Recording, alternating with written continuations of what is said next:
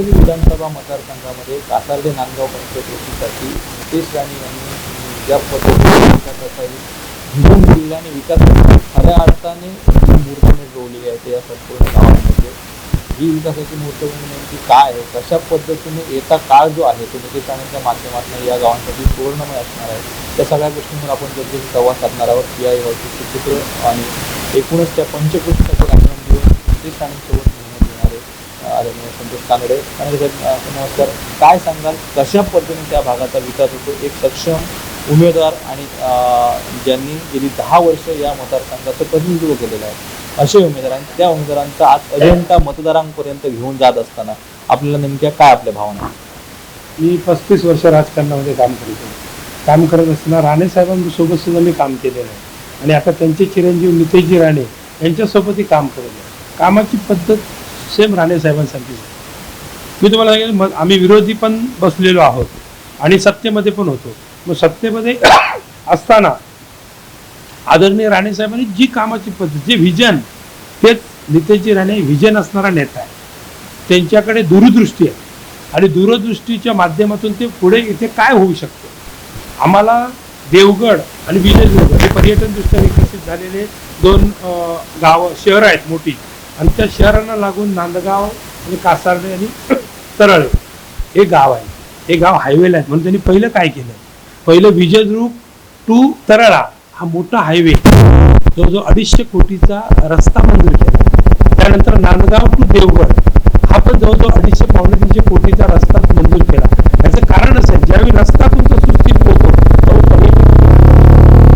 ज्यावेळी देवगडला पर्यटक जाणार तो नांदगावातून जाणार, ज्या वेळेला विजयदुर्गला पर्यटक जाणार तो कासार्ड्यातून जाणार, तरळ्यातून जाणार.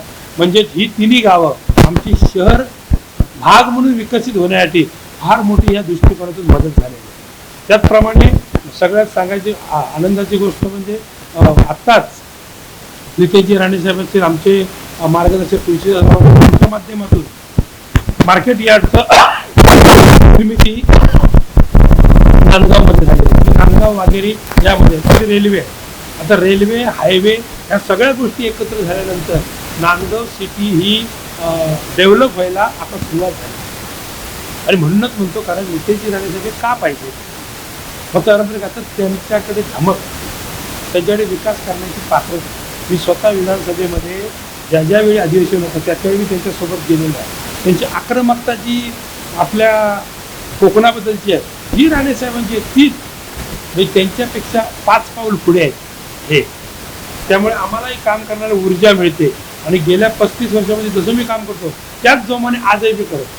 एक व्हिजन असणारा नेता आणि त्याचं व्हिजन तुम्ही जनतेपर्यंत घेऊन जाताय, तळागाळात जाताय. नेमक्या लोकांच्या भावना कशा आहेत, ग्रामस्थातून मतदारातून आपल्याला कसा या संपूर्ण प्रचाराला प्रतिसाद? जनतेत गेल्यानंतर सगळ्यात महत्त्वाचं म्हणजे नितेशजी राणे साहेबांनी आमचं एक काम सोपं केलं. येत्या 5 वर्षामध्ये ते एवढे फिरले आहेत, प्रत्येक गावामध्ये 4-4, 5-5 वेळा प्रत्येक गावामध्ये जत्रा असेल, काही सप्ताह असेल, काही कार्यक्रम असू दे, कोण महेश झालं असेल, कोणाकडे कार्यक्रम असेल तर त्या मानुषंगाने ते प्रत्येक गावामध्ये फिरत आहेत. त्या दांडगा संपर्क. त्यामुळे लोकांना काय असतं, लोकांना पायाभूत सुविधा, विकासाच्या ज्या पायाभूत सुविधा ह्या निर्माण होत असतात, ह्या वाढत असतात आणि त्या करण्याचा जो मानस आहे तो नेता करतच असतो. परंतु त्या गावासाठी मी वेगळं काय करेन, कासार्डे गावासाठी वेगळं काय करेन, तरळ्यासाठी वेगळं काय करेन. आता सध्या आमची तालुका निर्मितीची एक योजना चालू आहे तरळा किंवा खारेपाटण या कासार्डे या भागामध्ये. तर तिथे जर तालुका प्लेस झाला तर अजून त्याची उन्नती होईल.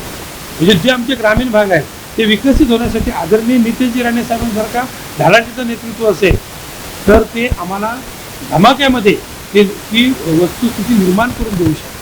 तर मी तुम्हाला एक सांगतो, 5 वर्षाच्या कारकिर्दीमध्ये मध्यंतरी सत्ता होती महाविकास आघाडी.